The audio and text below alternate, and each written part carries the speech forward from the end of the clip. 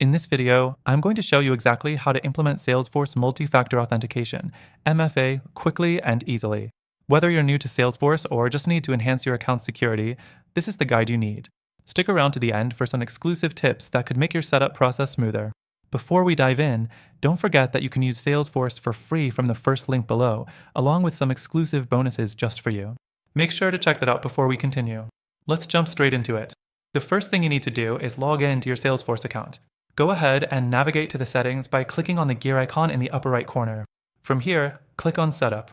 Next, once you're in Setup, search for Identity in the Quick Find box. This will bring up several options, but we're specifically looking for identity verification. Click on that, and you'll see the option for multi-factor authentication. The third thing you need to do is enable multi-factor authentication. To do this, click on Enable MFA. Salesforce will walk you through the process, including selecting the authentication method you want to use.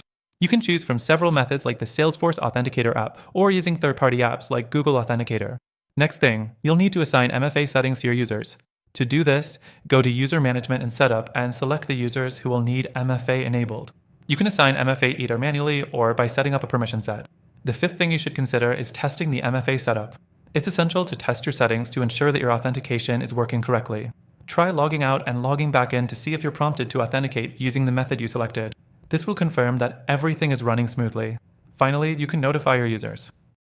Send out a notification or email to let them know that MFA is now required for their accounts and guide them through the setup process.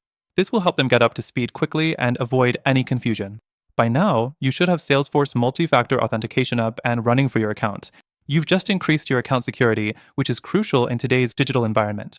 As a bonus, I've mentioned earlier that you can use Salesforce for free through the link below and get an exclusive extended trial.